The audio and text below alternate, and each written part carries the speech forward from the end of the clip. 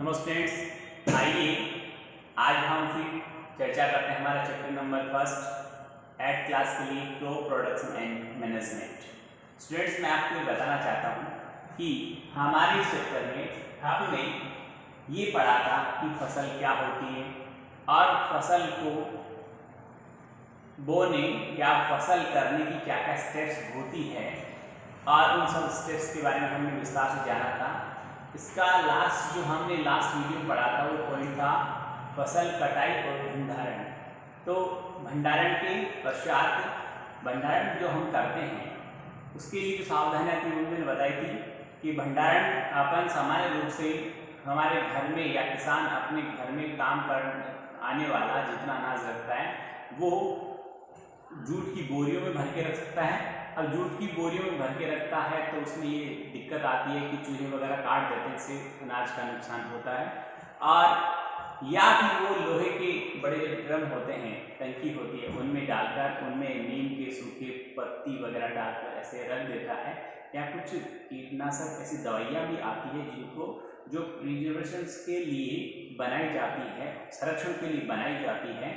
तो अनाज के संरक्षण के लिए या उसको कीटाणु से बचाने के लिए दवाई आती है वो हम मिलाकर इस अनाज को लंबे समय तक घर में सुरक्षित रख सकते हैं।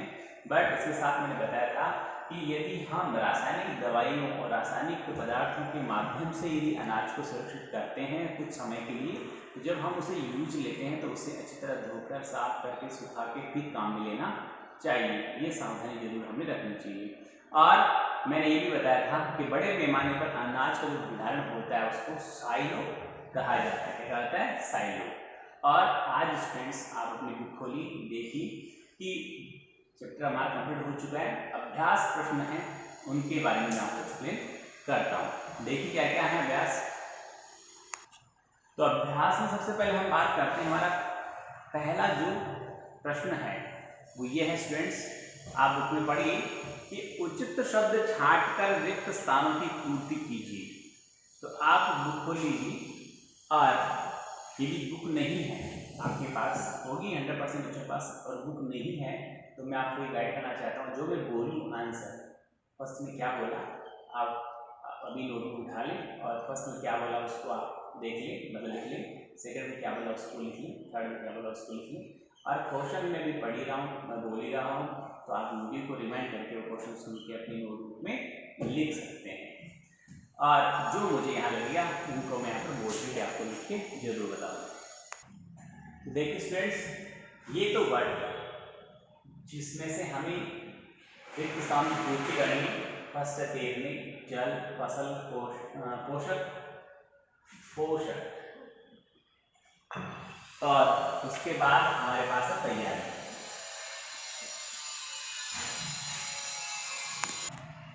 ये हमारे पास 5 शब्द हैं।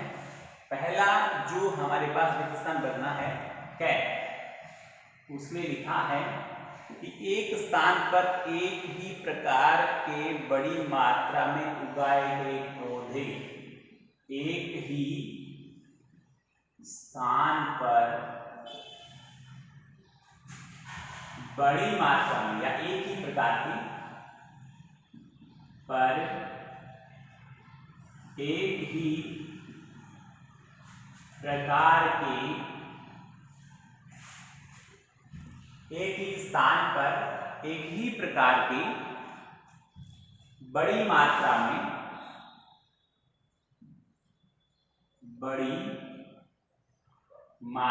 में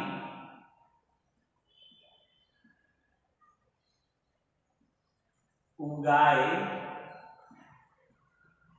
गए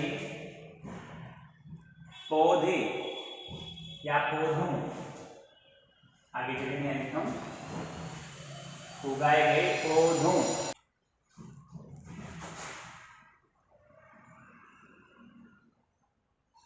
को, और यहां पर खाली स्थान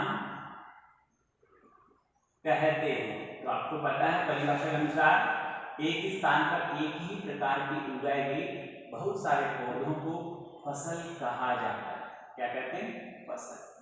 इस तरह से आपको प्रत्येक खाली स्थान में यहाँ 5 जो शब्द हैं उनमें से एक एक शब्द जो यहाँ उचित बैठता है वो उठा के इन खाली स्थानों की पूर्ति करनी है। तो एक मैंने आपको एग्जाम्पल के तौर पे लिख के बताया है, बाकी जो है वो मैं जो प्रश्न है उसको पढ़ूंगा, खालिस्तान को खालिस्तान बोलूंगा, फिर यहाँ पर कौन सा वर्ड आएगा ये भी बताऊंगा, इसलिए आप वीडियो को रिमाइंड करके आराम से इसको देख लें, लिख लें। आइए स्टूडेंट्स आगे बढ़ते हैं। तो इसका दूसरा है जो है फसल उगाने से पहले प्रथम चरण मिट्टी की क्या होती है, क्या शब्द आएगा, तैयारी। कौन सा आएगा, तैयारी। ये 2 नंबर में आएगा, ठीक है, मिट्टी की तैयारी। आगे बढ़िए।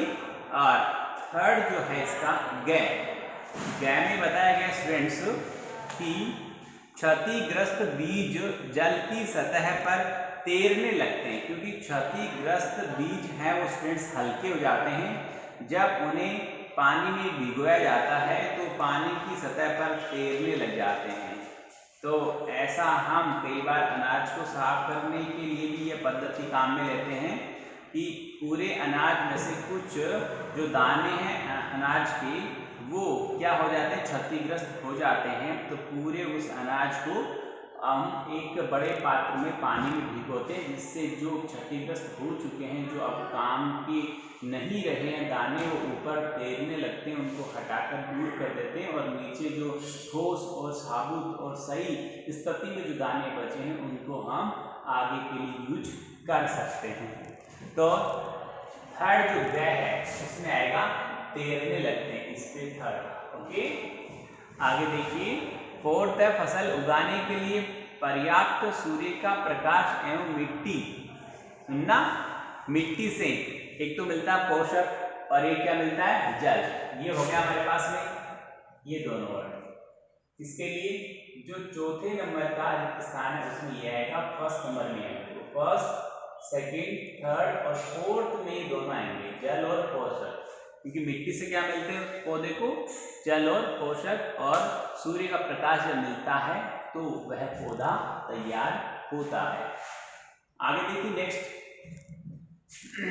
कॉलम ए में दिए गए शब्दों का मिलान कॉलम बी से करना है। तो कॉलम ए में क्या लिखें, आप चाहो तो मैं बोर्ड पे लिख के बता सकता हूं आपको।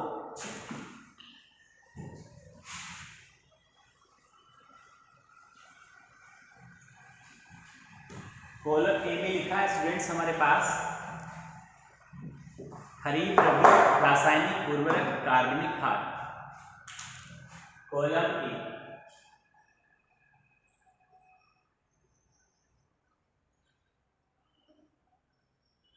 ठीक है, इसमें खरीफ और रबी रासायनिक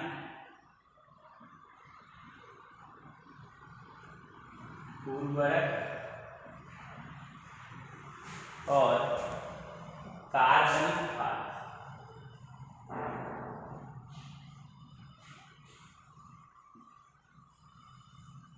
ये तो कॉलम ए में है, और हम कॉलम बी की बात करें तो सामने लिखा है मवेशियों का चारा, urea and super phosphate. First में लिखा है मवेशियों का चारा,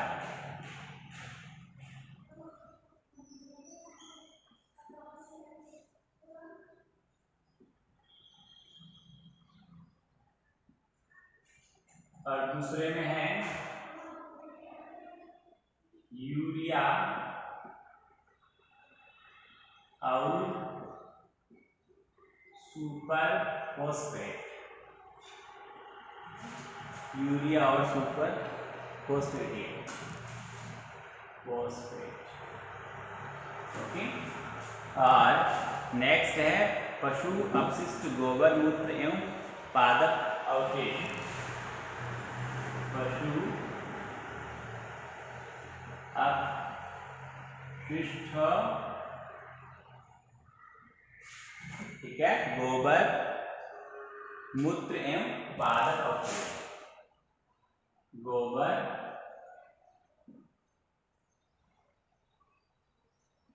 मूत्र और पादप अवशेष, ऐसा भी लिखा आगे, यह क्रम है पर आप समझ जाओगे। पादप अवशेष ऐसा लिखा है। और फोर्थ में लिखा है गेहूं चना मटर, गेहूं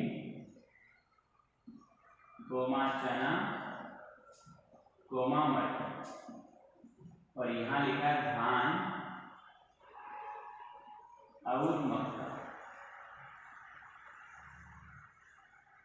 ओके, ये हमारे पास इधर 4 कॉलम है, first second third, first second third और फोर्थ। यहाँ ऑप्शन हमारे पास है 5, ए बी सी डी और मिलान करना है। मिलान करना है तो देखिए, पहले खरीफ की फसल में क्या क्या उगाते हैं। खरीफ की फसल में धान, मक्का, बाजरा, गंवार, मोठ, मूंगफली, ये सब उगाते हैं। रबी की फसल में गेहूं, चना और मटर, बिल्कुल सही ऐसे गेहूं, चना और मटर रबी की फसल में हो जाते हैं। और रासायनिक उर्वरक हैं स्टूडेंट्स ये यूरिया और सुपर फॉस्फेट। और कार्बनिक खाद जो है वो क्या है, पशु अपशिष्ट, गोबर, मूत्र और पादप के जो सड़े गले अवशेष होते हैं वो सारे कार्बनिक खाद कहलाते हैं। मवेशियों का चारा जो है, मवेशियों का चारा भी गलने के बाद, भीगने गलने के बाद ही कार्बनिक खाद बनता है, पर इस स्थिति में डायरेक्ट उसको खाद की जो काम में नहीं ले सकते। हाँ, पशुओं का अपशिष्ट है, गोबर है, मूत्र है, वो सारे अपन डालें तो वो डायरेक्टली डालें, डायरेक्टली वो खाद की तरह काम करते हैं। और जो पादप के, उसने बोला है पादप के अवशेष, अवशेष मतलब पादप था उसकी पत्तियां जो सड़ गई गल गई वो है, पर डायरेक्टली चारा को अपन कार्बनिक खाद में नहीं मान सकते। आगे देखिए स्टूडेंट्स, हमारे पास है नेक्स्ट जो सवाल, इसका प्रश्न है निम्न के दो उदाहरण दीजिए। खरीफ की फसल, तीसरा खरीफ की फसल में बोल देना साहब, धान है, मूंगफली है, मक्का है, इनमें से 2 बोलने हैं आपको। कोई भी धान सारे आगे हैं, वहाँ पर मोठ है, गंवार है, बाजरा है, जो भी अपन उत्पादित करते हैं। रबी की फसल में गेहूँ है, चना है, मटर है, सरसों है, मेथी है, ये सब अपन रबी की फसल, धनिया है, सब कुछ बोल सकते हैं। फिर आगे देखिए, निम्न पर अपने शब्दों में एक एक पैराग्राफ लिखिए। लिख सकते हैं आप आराम से, अपनी बुक में पूरा पैराग्राफ पढ़ा है। पहला मिट्टी तैयार करना, आराम से लिख सकते हैं, कोई दिक्कत नहीं। एक पैरा तो लिखना ही है, 10-12 लाइन तो लिखनी है आपको। आगे बुआई, सारे वर्ड पढ़े, बुआई, निराई, थ्रेसिंग, इन पे आराम से 10-12 लाइन अपने हिसाब से बुक में देखकर, समझकर या अपनी ओर से ऐड करके, या आप बुक से पढ़ लेना, अपनी भाषा में उसको लिखना, तो आपको लंबे समय तक वो याद रहेगा। आगे देखिए स्टूडेंट्स, हम बात करें तो जो हमारा क्वेश्चन नंबर 5 है और हमारा जो प्रश्न संख्या 5 हुआ है, स्पष्ट कीजिए कि उर्वरक खाद से किस प्रकार भिन्न है। जो हमारा क्वेश्चन नंबर 5 है वो कह रहा है उर्वरक है, रासायनिक उर्वरक से बोलते हैं। वो रासायनिक उर्वरक अपनी जो खाद होती है, कार्बनिक खाद से किस प्रकार भिन्न है। ये टेबल तालिका अपने बुक में दे रखी है। एक दिन मैंने इस टॉपिक के लिए आपको भेजा था, आपको एक्सप्लेन भी किया था, तो उनको सारणी टेबल पूरी बनानी है। आगे देखिए, सिंचाई किसे कहते हैं। जल संरक्षण करने वाली सिंचाई की 2 विधियों का वर्णन कीजिए। तो आप आराम से वर्णन कर सकते हैं। तो सिंचाई की परिभाषा अपनी बुक में आराम से पढ़िए कि एक निश्चित क्रम के बाद फसल को पानी देना सिंचाई कहलाता है। और सिंचाई की 2 विधियाँ जिसमें पानी का संरक्षण ज़्यादा हो, स्प्रिंकलर, एक तो फुहारा पद्धति और एक ड्रिप जो सिंचाई योजना है, उन दोनों के बारे में आप 5-7 या 8-10 लाइन आप उसमें लिख सकते हैं, तो आपके आंसर हो जाएगा। फिर आगे, यदि गेहूं को खरीफ ऋतु में उगाया जाए तो क्या होगा, इस पे चर्चा करें। तो इसका मैं आंसर बोल रहा हूँ, पहले आप आराम से लिख लेना, और मैं लिखवा भी सकता हूँ लिखने पर।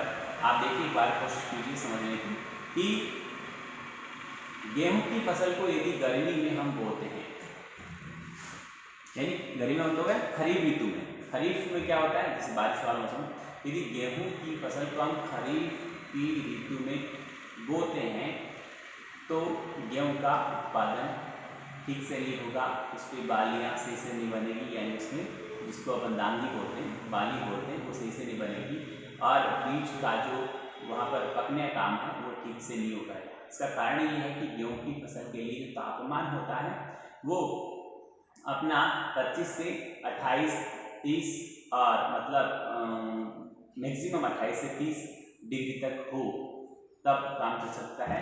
मैक्सिमम बताया 28 से 30, और उससे कम जब टेम्परेचर रहता है तब जो गेहूँ की फसल है वो तैयार हो पाती है, सही से पक पाती है और सही से उत्पादन हो पाता है। और यदि इससे ज़्यादा टेम्परेचर होता है, अपन 30+ या 28+, अपन बात करें 28 ही मान लो आप, 25 और 25-28 के आसपास ही रहता है, तो इससे ऊपर ये टेम्परेचर होता है तो गेहूँ की फसल तैयार ही नहीं हो पाएगी, वो उस गर्मी से उसकी टेम्परेचर जल जाएगी। इसलिए जो जिस फसल का जिस मौसम में बोया जाना है उसी में वो होती है।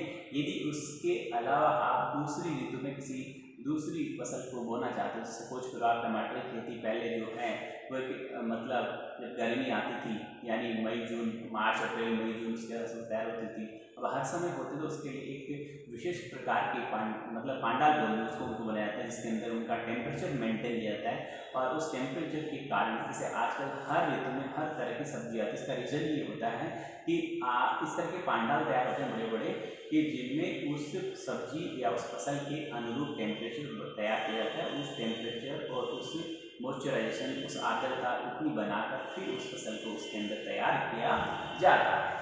और आगे देखिए, खेत में लगातार फसल उगाने से मिट्टी पर क्या प्रभाव पड़ता है, व्याख्या कीजिए। मैंने बताया था कि यदि एक ही जगह खेत के एक ही भाग में लगातार हम एक ही तरह की फसल बोएंगे या अपन उसमें बार-बार फसल बोएंगे तो उसमें मिट्टी की उपजाऊ क्षमता कम होती है और खेत की मिट्टी धीरे धीरे करके वो कम उत्पादन देने लगती है। यदि हम वहाँ पर फसल को या तो बदल के बोएं, जैसे मान लो हम गेहूँ बोएं तो नेक्स्ट टाइम उसमें गंवार बोएंगे, फिर उसमें मान लो बाजरा बोएंगे, फिर उसमें मान लो चने बोएंगे, इस तरह से फसल को बदल के बोएंगे तो उसकी उपजाऊ क्षमता अपने आप बनती रहती है। और यदि हम एक ही तरह की फसल बार बार एक ही जगह बोते रहेंगे तो उस जमीन की उपजाऊ क्षमता धीरे धीरे खत्म हो जाएगी। खरपतवार क्या है और इसका नियंत्रण कैसे करें, ये आपको अच्छी तरह एक्सप्लेन किया है, बुक में पढ़ा है, उसको पढ़ें और अपनी भाषा में इसका आंसर लिखें। निम्न बोर्ड्स को सही क्रम में लगाइए, ये भी आपको अच्छी तरह से बोर्ड में लिखा है सारे क्रम, उसको देखकर आप उसको खुद करेंगे। नहीं आया इसका आंसर तो मुझे आप कॉल करेंगे। और उसके बाद नीचे दिए गए संकेतों की सहायता से पहली इसको फिलअप करना, ये काम भी आपका है। आपको सारे वर्ड बता रखे हैं, इसको देखकर अच्छे से पढ़ें, होमवर्क करें, होमवर्क सबमिट जरूर करें और मेहनत करें। इसके बाद नेक्स्ट जो वीडियो बनाएंगे हम, तो उसमें हम चैप्टर नंबर 2 की बात करेंगे। किसी बच्चे को किसी प्रकार का डाउट हो, दिक्कत हो, मुझे कॉल करें, पूछिए। बहुत बहुत धन्यवाद।